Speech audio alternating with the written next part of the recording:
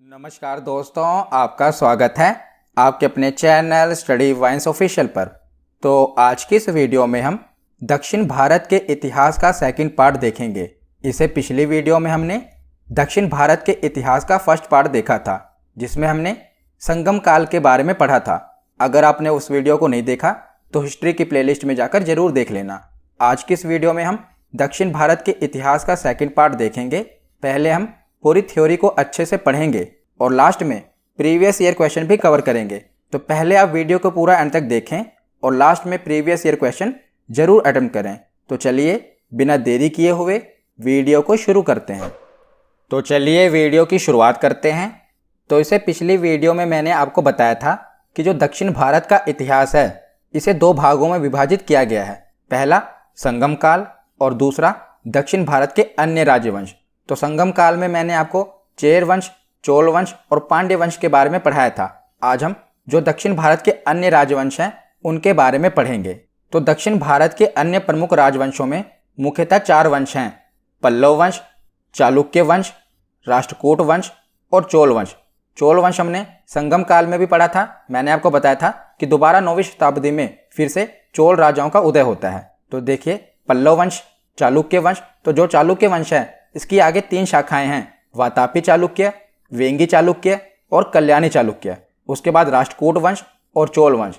तो जो दक्षिण भारत का इतिहास है ये काफ़ी कॉम्प्लिकेटेड है, मतलब कि काफ़ी उलझा हुआ इतिहास है। तो आज की इस वीडियो में हम पल्लव वंश और चालुक्य वंश की जो तीनों शाखाएं हैं, यानी कि वातापी चालुक्य, वेंगी चालुक्य और कल्याणी चालुक्य के बारे में पढ़ेंगे।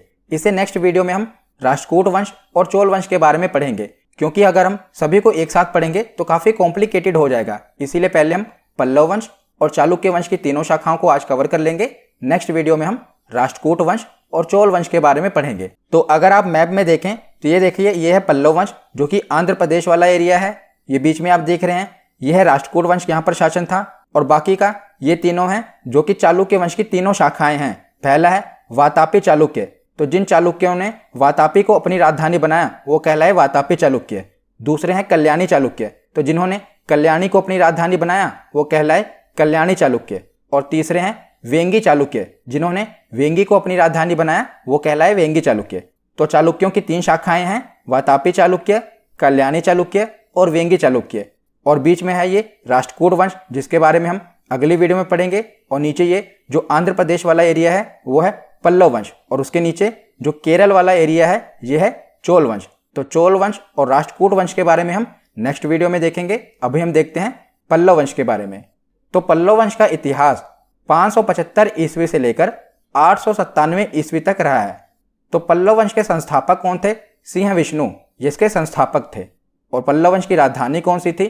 तो कांची या कांचीपुरम, जो कि वर्तमान में तमिलनाडु में है, ये इसकी राजधानी हुआ करती थी। और पल्लव वंश की राजभाषा कौन सी है? तो संस्कृत पल्लव वंश की राजभाषा हुआ करती थी। तो सबसे पहले देखते हैं पल्लव वंश के संस्थापक सिंह विष्णु के बारे में। इनका शासनकाल 575 ईस्वी से लेकर 600 ईस्वी तक रहा था। तो सिंह विष्णु वैष्णव धर्म के अनुयायी थे।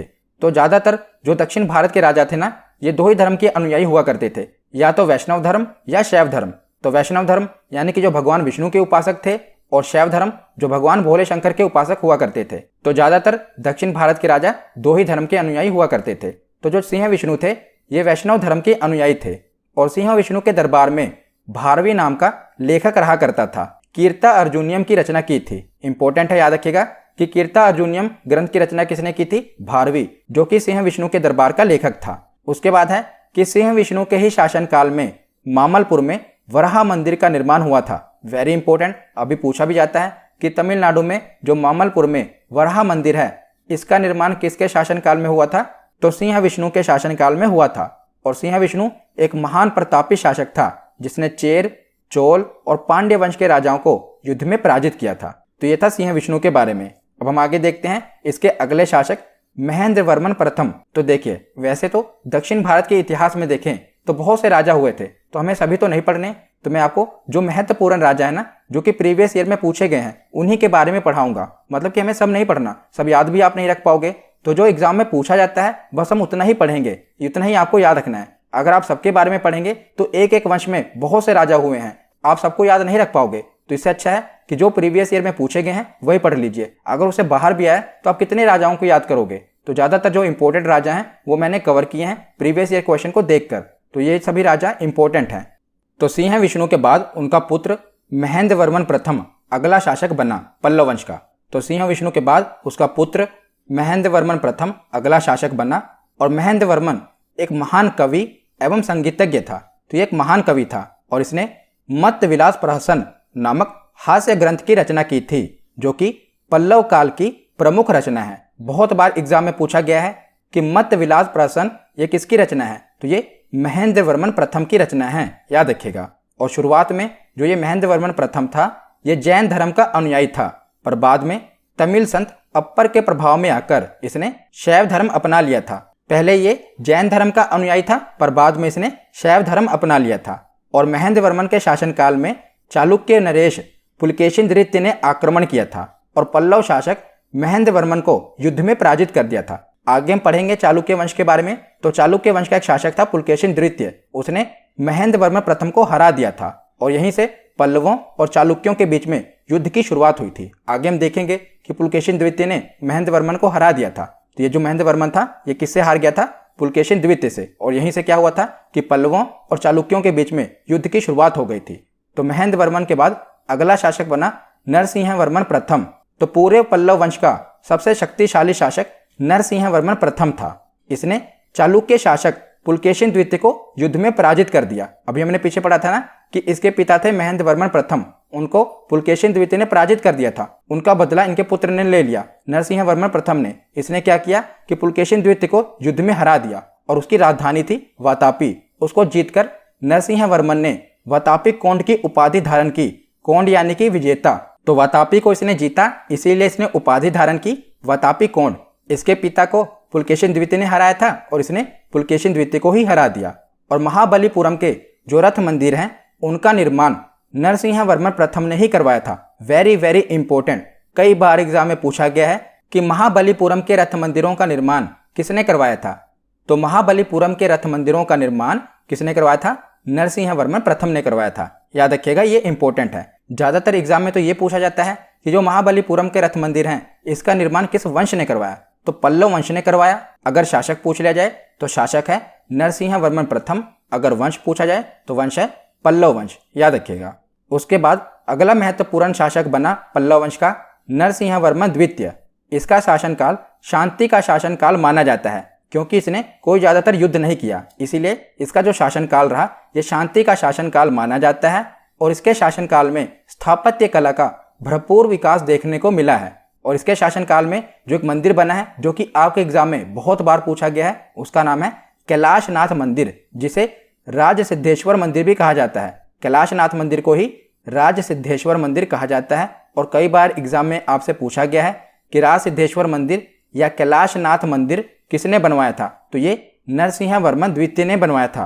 पीछे हमने देखा कि जो महाबलीपुरम के रथ मंदिर हैं वो नरसिंह वर्मन प्रथम ने बनवाया, पर जो नरसिंह वर्मन द्वितीय है इसने कैलाशनाथ मंदिर का निर्माण करवाया था। एक बार आप इसको रिवीजन कर लेना, नोट कर लेना, ताकि आपको ये भूले ना, इंपॉर्टेंट है। महाबलीपुरम के मंदिर नरसिंह वर्मन प्रथम ने बनवाया, कैलाशनाथ मंदिर नरसिंह वर्मन द्वितीय ने बनवाया। और इस नरसिंह वर्मन द्वितीय के दरबार में संस्कृत के प्रसिद्ध कवि दंडिन रहा करते थे। तो आपसे एग्जाम में पूछा जाता है कि दंडिन किसके दरबार में रहते थे। तो ये नरसिंह वर्मन द्वितीय के दरबार में रहते थे। और दंडिन की एक रचना आपसे पूछी जाती है, इसका नाम है देश कुमार चरित। देश कुमार चरित ग्रंथ की रचना किसने की थी? तो दंडिन ने की थी देश कुमार चरित की रचना। तो नरसिंह वर्मन द्वितीय के बाद अगला महत्वपूर्ण शासक बना नंदी वर्मन द्वितीय। तो नंदी वर्मन द्वितीय से दो ही मंदिर आपसे एग्जाम में पूछे जाते हैं, इससे और कुछ नहीं पूछा जाता। जितने बार भी एग्जाम में पूछा गया है सिर्फ दो ही मंदिर पूछे गए हैं जो इसने बनवाए थे और एग्जाम के लिए इंपॉर्टेंट है। तो मैंने वही डाटा कवर किया है जो कि आपसे एग्जाम में पूछा गया है, जो कि किसी ना किसी एग्जाम में पूछा गया है। क्योंकि आप देखें तो जो दक्षिण भारत का इतिहास है काफी कॉम्प्लिकेटेड है और काफी बड़ा है, तो उसको आप सारा तो याद नहीं रख पाएंगे, इसलिए जो भी इंपॉर्टेंट फैक्ट हैं वो मैंने कवर किए हैं। तो नंदी वर्मन द्वितीय ने दो मंदिर बनवाए थे जो कि आपसे एग्जाम में कई बार पूछे गए हैं। पहला है मुक्तेश्वर मंदिर और दूसरा है बैकुंठ पेरुमाला मंदिर। तो मुक्तेश्वर मंदिर इसका निर्माण भी नंदी वर्मन द्वितीय ने करवाया था और बैकुंठ पेरुमाला मंदिर इसका निर्माण भी नंदी वर्मन द्वितीय ने करवाया था। तो एग्जाम में आपसे यही पूछा गया है कि बताइए मुक्तेश्वर मंदिर का निर्माण किसने करवाया है। तो नंदी वर्मन द्वितीय ने करवाया है। और दूसरा प्रश्न है कि बैकुंठ पेरुमाला मंदिर का निर्माण किसने करवाया है, तो नंदी वर्मन द्वितीय ने करवाया है। तो ये मंदिर आप नोट कर लेना। पहले हमने पढ़ा महाबलीपुरम का मंदिर, वो नरसिंह वर्मन प्रथम ने निर्माण करवाया। दूसरा हमने पढ़ा कैलाशनाथ मंदिर, उसका निर्माण नरसिंह वर्मन द्वितीय ने करवाया, क्योंकि थोड़ा ये कंफ्यूजिंग है ना, इसको नोट कर लेना। उसके बाद है मुक्तेश्वर मंदिर और बैकुंठ पेरुमाला मंदिर, इसका निर्माण नंदी वर्मन द्वितीय ने करवाया। तो इस वंश का जो अंतिम प्रमुख शासक हुआ, यानी कि पल्लव वंश का अंतिम प्रमुख शासक था अपराजित वर्मन, जिसका कार्यकाल 879 ईस्वी से लेकर 897 ईस्वी तक रहा। और बाद में पल्लव साम्राज्य को चोल शासकों ने विजित कर अपने राज्य में विला लिया। तो इसके बाद जो पल्लव साम्राज्य था वो खत्म हो गया। तो हमें बस इतना ही पल्लव वंश के बारे में याद रखना है। तो उसके बाद आगे देखते हैं चालुक्य वंश। तो चालुक्य वंश की 3 शाखाएं हैं। मैंने आपको बताया था वातापी चालुक्य, कल्याणी चालुक्य और वेंगी चालुक्य। तो जिसने वातापी को अपनी राजधानी बनाया वो वातापी चालुक्य कहलाए, जिसने वेंगी को अपनी राजधानी बनाया वो वेंगी चालुक्य कहलाए, और जिसने कल्याणी को अपनी राजधानी बनाया वो कल्याणी चालुक्य कहलाए। और ये भी पूछा जाता है कि कौन सा पूर्वी चालुक्य हैं, कौन से पश्चिमी चालुक्य हैं और कौन से प्राचीन चालुक्य हैं। तो देखिए, जो ये वाला एरिया देख रहे हैं ना आप वातापी चालुक्य का, इन्हें प्राचीन चालुक्य कहा जाता है, क्योंकि सबसे पहले चालुक्य वंश की स्थापना इन्होंने ही की थी, इसीलिए इन्हें प्राचीन चालुक्य कहा जाता है। किसे? वातापी चालुक्य को। उसके बाद जो पूर्व में आप देख रहे हैं ना आंध्र प्रदेश के एरिया में, ये हैं वेंगी चालुक्य, इन्हें पूर्वी चालुक्य कहा जाता है। वैसे भी आप मैप में देखेंगे तो ये पूर्व में है, तो इन्हें पूर्वी चालुक्य कहा जाता है। और जो ये हैं कल्याणी चालुक्य, इन्हें पश्चिमी चालुक्य कहा जाता है। तो पूर्वी चालुक्य हैं वेंगी चालुक्य, पश्चिमी चालुक्य हैं कल्याणी चालुक्य, और वातापी चालुक्य को प्राचीन चालुक्य कहा जाता है। तो ये भी एग्जाम में पूछा गया है, इसीलिए याद रखिएगा। सबसे पहले देखते हैं वातापी या बादामी चालुक्य, जिन्हें प्राचीन चालुक्य कहा जाता है। तो इस वंश के संस्थापक जयसिंह थे, जिनकी राजधानी वातापी थी, इसीलिए से वातापी चालुक्य कहा जाता है। तो इन्होंने बस स्थापना ही की थी। इनके प्रमुख शासक देखा जाए तो वो पुलकेशिन प्रथम थे, जिन्होंने मतलब इसको आगे बढ़ाया। पर स्थापना किसने की थी? जयसिंह प्रथम ने। तो इस वंश का सबसे प्रतापी शासक हुआ था पुलकेशिन द्वितीय। इससे पहले एक और शासक थे पुलकेशिन प्रथम, जो इसके संस्थापक वास्तविक संस्थापक माने जाते हैं, मतलब कि उन्होंने इस वंश को आगे बढ़ाया था। पर जो प्रमुख शासक था, सबसे प्रतापी शासक था, वो था पुलकेशिन द्वितीय। तो ज्यादातर एग्जाम में जितनी भी बार वातापी चालुक्य से प्रश्न बना है, सिर्फ पुलकेशिन द्वितीय से ही प्रश्न बना है, इसीलिए हम पुलकेशिन द्वितीय के बारे में ही पढ़ेंगे। इसके बहुत से राजा हुए, पर अगर आप एग्जाम में देखेंगे तो ज्यादातर 90% क्वेश्चन सिर्फ पुलकेशिन द्वितीय से ही बने हैं, इसीलिए हम पुलकेशिन द्वितीय के बारे में पढ़ेंगे। तो पुलकेशिन द्वितीय इस वंश का सबसे महान शासक हुआ था। इसने पश्चिमी गंग वंश, कदम्ब वंश और पुष्यभूति वंश के शासक हर्षवर्धन को पराजित कर परमेश्वर की उपाधि धारण की थी। वेरी वेरी इंपॉर्टेंट, पुलकेशिन द्वितीय ने हर्षवर्धन को भी पराजित किया था, एग्जाम में पूछा गया है। उसके बाद इसने परमेश्वर की उपाधि धारण की थी। और पुलकेशिन द्वितीय ने वेंगी, जो कि आंध्र प्रदेश का इलाका है, उसे जीतकर अपने भाई विष्णुवर्धन को वहां का शासन नियुक्त किया था, और इसी के साथ वेंगी के चालुक्यों की नींव रखी थी। तो मैंने आपको बताया था ना कि एक है वातापी चालुक्य, जिन्होंने वातापी को अपनी राजधानी बनाया, दूसरे थे वेंगी चालुक्य, जिन्होंने वेंगी को अपनी राजधानी बनाया था। तो पुलकेशिन द्वितीय ने ही वेंगी को जीता था, और उसके बाद इसने अपने छोटे भाई को यानी कि विष्णुवर्धन को वहां का शासन नियुक्त कर दिया। तो वहीं से वेंगी के चालुक्यों की नींव रखी गई। तो आगे हम पढ़ेंगे वेंगी के चालुक्यों के बारे में, पर पहले आप जान लीजिए कि जो वेंगी वाला इलाका था वो भी पुलकेशिन द्वितीय ने ही जीता था, और उसके बाद इसने अपने भाई को वहां का राज्य सौंप दिया, और वहां पर फिर वेंगी के चालुक्यों की नींव रखी गई। तो उसके बाद आगे देखते हैं। तो पुलकेशिन द्वितीय ने अपने शासनकाल में पल्लव वंश पर आक्रमण करा, और पल्लव वंश के शासक महेंद्र वर्मन प्रथम को युद्ध में पराजित किया। तो जब मैं आपको पल्लव वंश पढ़ा रहा था तो वहां पर मैंने आपको बताया था ना कि महेंद्र वर्मन प्रथम को किसने हराया था? पुलकेशिन द्वितीय ने हराया था। पर बाद में मैंने आपको बताया था कि महेंद्र वर्मन प्रथम का पुत्र था नरसिंह वर्मन प्रथम। इसने क्या किया था? इसने पुलकेशिन द्वितीय को हरा दिया था और अपने पिता की हार का बदला ले लिया था। तो इसका बदला इसके पुत्र नरसिंह वर्मन प्रथम ने लिया था, और पल्लव वंश का महाप्रतापी शासक नरसिंह वर्मन प्रथम ने इसी पुलकेशिन द्वितीय को श्रीलंका के राजा के साथ मिलकर पराजित कर दिया था, और उसकी राजधानी बादामी, जिसे वातापी कहते हैं, उस पर कब्जा कर लिया। और विजय के बाद नरसिंह वर्मन प्रथम ने वातापी कोंड यानी कि वातापी का विजेता इसकी उपाधि धारण की थी। तो ये मैंने आपको पीछे भी बताया था। अब हम पुलकेशिन द्वितीय के बारे में पढ़ रहे हैं, तो यहाँ पर भी हम इसके बारे में पढ़ेंगे किसको हराया किसने था, और पुलकेशिन द्वितीय ने किसको हराया था। तो पुलकेशिन द्वितीय ने महेंद्र वर्मन प्रथम को हराया था, और उसके पुत्र नरसिंह वर्मन प्रथम ने पुलकेशिन द्वितीय को हरा दिया। और कौन सी उपाधि धारण की? वातापी कोंड की उपाधि धारण की, क्योंकि इसकी राजधानी पर उसने कब्जा कर लिया था, तो वातापी को वो जीत गया था, इसीलिए वो कहलाया वातापी कोंड। उसके बाद देखते हैं तो पुलकेशिन द्वितीय के बारे में जो हमें जानकारी मिलती है ये कहाँ से मिलती है? ऐहोल अभिलेख से मिलती है। बहुत बार एग्जाम में पूछा गया है, वेरी वेरी इंपॉर्टेंट, कि पुलकेशिन द्वितीय के बारे में जानकारी कहाँ से मिलती है? ऐहोल अभिलेख से मिलती है। और जो ये ऐहोल अभिलेख है ये संस्कृत भाषा में लिखा गया है, जिसकी रचना रवि कीर्ति ने की थी। और ये रवि कीर्ति कौन थे? तो ये पुलकेशिन द्वितीय के राजकीय कवि थे। इन्होंने ही ऐहोल अभिलेख की रचना की थी, जो कि संस्कृत भाषा में है। और इस वंश का अंतिम शासक कौन हुआ? तो उसका नाम था कीर्तिवर्मन द्वितीय। वो वातापी चालुक्य वंश का सबसे अंतिम शासक था, जिसे दंती दुर्ग ने पराजित कर दिया था और राष्ट्रकूट वंश की स्थापना की थी। तो राष्ट्रकूट वंश के बारे में हम अगली वीडियो में पढ़ेंगे। तो उसके शासक दंती दुर्ग ने कीर्तिवर्मन द्वितीय को पराजित कर दिया था और वहीं से वातापी के चालुक्य वंश का खात्मा हो गया था। तो यहाँ पर हमने वातापी के चालुक्य वंश के बारे में पढ़ा। सबसे इंपॉर्टेंट क्या है? सिर्फ पुलकेशिन द्वितीय के बारे में पढ़ना है, क्योंकि वही बार बार एग्जाम में पूछा जाता है। उसके बाद हम देखते हैं कल्याणी के चालुक्य, जिन्हें पूर्वी चालुक्य भी कहा जाता है। तो जिन चालुक्यों ने हैदराबाद स्थित कल्याण को अपनी राजधानी बनाया था वो कल्याणी के चालुक्य कहलाए। और इस वंश के संस्थापक कौन थे? तो इस वंश की स्थापना तैलप द्वितीय ने की थी। किसने? तैलप द्वितीय ने कल्याणी के चालुक्यों की स्थापना की थी। और इन सभी में से सबसे महाप्रतापी शासक कौन हुए? तो कल्याणी के चालुक्यों में से सबसे महाप्रतापी शासक हुए विक्रमादित्य 6। ये सबसे महाप्रतापी शासक हुए। इसने कई विद्वानों, कवियों को अपने दरबार में आश्रय दिया था और इसी के शासनकाल में प्रसिद्ध कवि विज्ञानेश्वर और विल्हन रहा करते थे। तो कई बार एग्जाम में पूछा गया है कि विज्ञानेश्वर और विल्हन ये किसके दरबारी हुआ करते थे? तो ये विक्रमादित्य 6 के दरबारी हुआ करते थे, जो कि कल्याणी के चालुक्य का सबसे महाप्रतापी शासक था। तो जितने भी शासक हुए कल्याणी के चालुक्य के, उसमें से सबसे महान और प्रतापी शासक था विक्रमादित्य षष्ठ, यानी कि विक्रमादित्य 6। तो इसके शासनकाल में प्रसिद्ध कवि विज्ञानेश्वर और विल्हन रहा करते थे। तो इनकी रचनाएं पूछी जाती है। तो विल्हन की रचना थी विक्रमांक चरित्र। तो विक्रमादित्य के ऊपर रचना की थी विक्रमांक चरित्र। और दूसरे थे विज्ञानेश्वर, तो इनकी रचना भी पूछी जाती है। जिन्होंने मिताक्षरा नामक ग्रंथ की रचना की थी, जो कि हिंदू धर्म से संबंधित है। तो आपसे पूछा गया है कि मिताक्षरा की रचना किसने की, जो कि हिंदू धर्म से संबंधित है? तो इसकी रचना की थी विज्ञानेश्वर ने। तो विल्हन और विज्ञानेश्वर ये दोनों किसके दरबारी थे? विक्रमादित्य 6 के दरबारी थे। तो इस वंश का अंतिम शासक कौन था? तो इस वंश का अंतिम शासक हुआ था सोमेश्वर चतुर्थ। याद रखिएगा। तो कल्याणी के चालुक्य में हमने क्या पढ़ा कि जिन चालुक्यों ने हैदराबाद स्थित कल्याण को अपनी राजधानी बनाया वो कल्याणी के चालुक्य कहलाए। और इस वंश की स्थापना तैलप द्वितीय ने की। और सबसे महान शासक कौन हुए? विक्रमादित्य 6, जिनके 2 कवि थे विल्हन और विज्ञानेश्वर। विल्हन की रचना थी विक्रमांक चरित्र और विज्ञानेश्वर की रचना थी मिताक्षरा, जो कि हिंदू धर्म से संबंधित है। और इस वंश के अंतिम शासक हुए सोमेश्वर चतुर्थ। तो उसके बाद देखते हैं वेंगी के चालुक्य, जिन्हें पूर्वी चालुक्य कहा जाता है। तो पुलकेशिन द्वितीय ने इसे जीतकर अपने छोटे भाई विष्णुवर्धन को यहाँ का राजा बनाया था।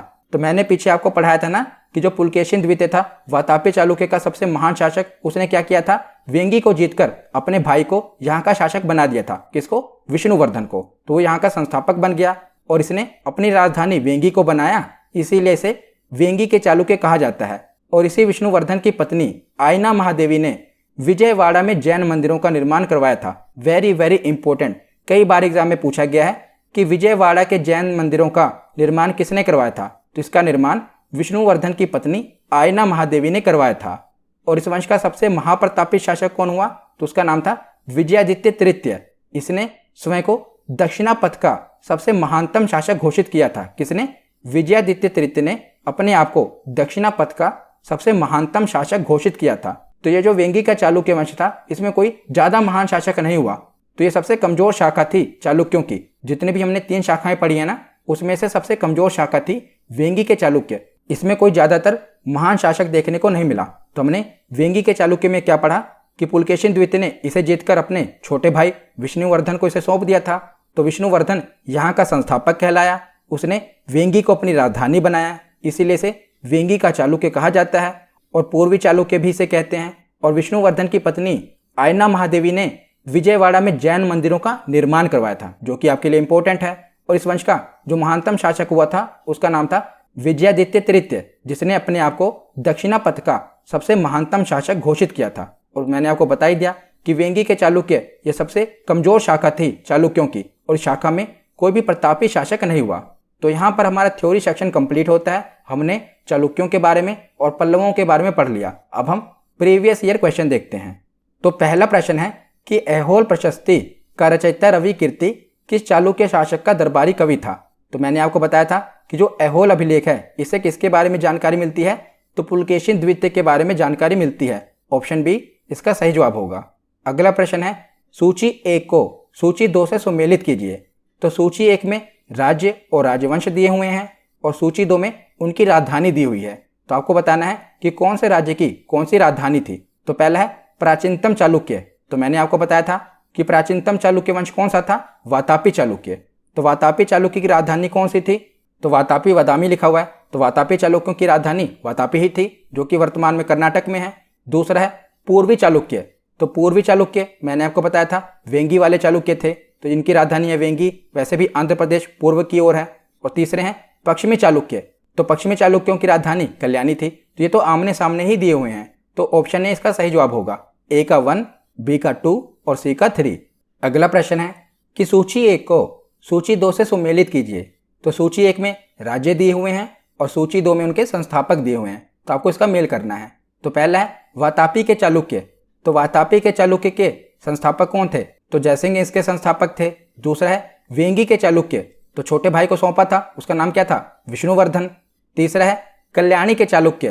तो कल्याणी के चालुक्य के संस्थापक कौन थे, तैलभ द्वितीय थे। और चौथा है कांची के पल्लव, यानी कि पल्लव वंश के संस्थापक कौन थे, तो सिंह विष्णु। ये भी आमने सामने ही दिया हुआ है, यानी कि ऑप्शन ए इसका सही जवाब होगा। ए का 1, बी का 2, सी का 3 और डी का 4। अगला प्रश्न है कि किस चालुक्य शासक ने थानेश्वर व कन्नौज के महान शासक हर्षवर्धन को नर्मदा के तट पर परास्त किया और उसे दक्षिण में बढ़ने से रोका।